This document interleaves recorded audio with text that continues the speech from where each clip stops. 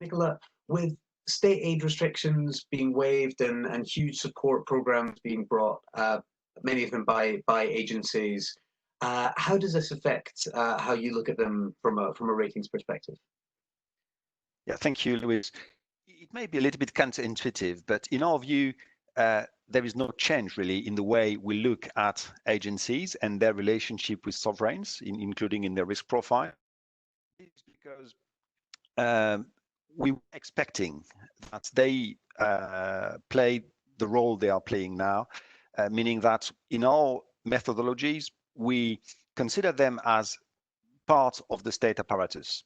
And whether they are development agencies, whether they are, welfare funds, all those SSAs very close to the government are expected to implement public policies. That's their core mission, and in particular nowadays they play a bigger role. They are instrumental in the response plans of those governments, for sure. And what comes as a surprise is the magnitude of their borrowing plans and of their involvement. But that was very, very much in their DNA to do what they are now requested to do. So it would be a misunderstanding to think, well, actually, these entities are closer than we thought, and even they should be potentially upgraded.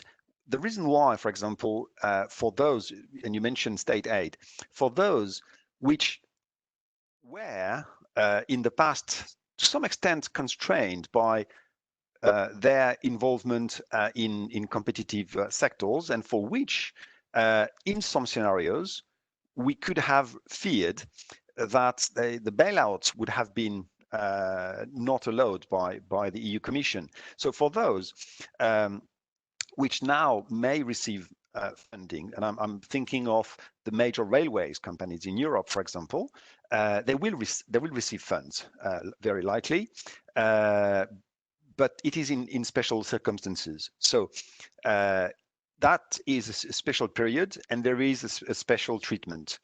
Our rating cases, on which we base our ratings, do not anticipate very, very extreme cases like now.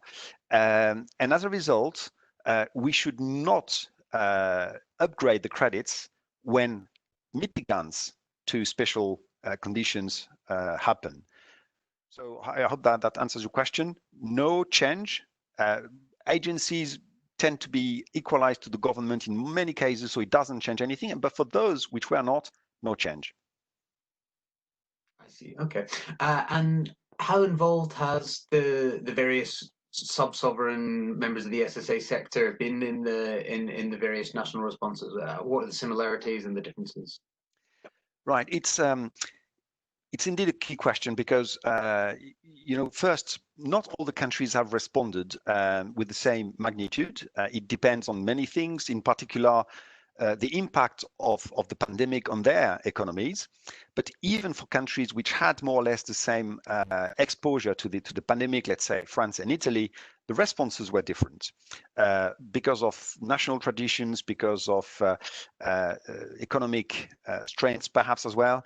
In any case, then in the response plans, you have quite a lot of differences. You still have similarities, and one is the fact that in almost all cases you have a fiscal response, so more expenditure, less revenues.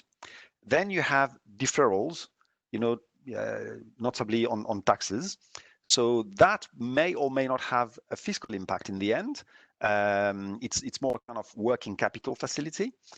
And then you have all the guarantees provided by the government. And in most cases, the guarantees are implemented by development banks or financing agencies.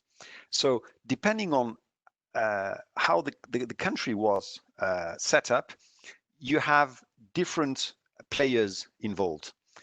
So in federal countries, you have like Germany and Canada, you have the lender in Germany, the provinces in Canada, very much involved, frontline.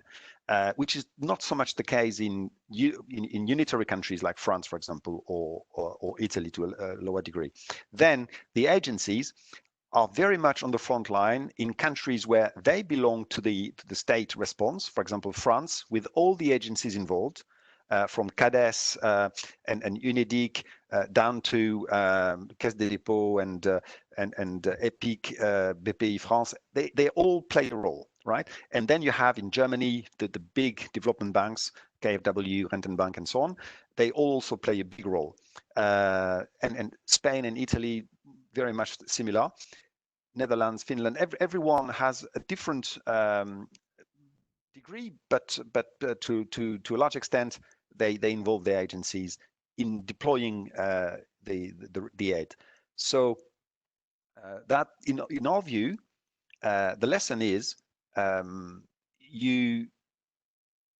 every time the governments have such agencies, they use them, and that shows the very close relationship and core role for those agencies.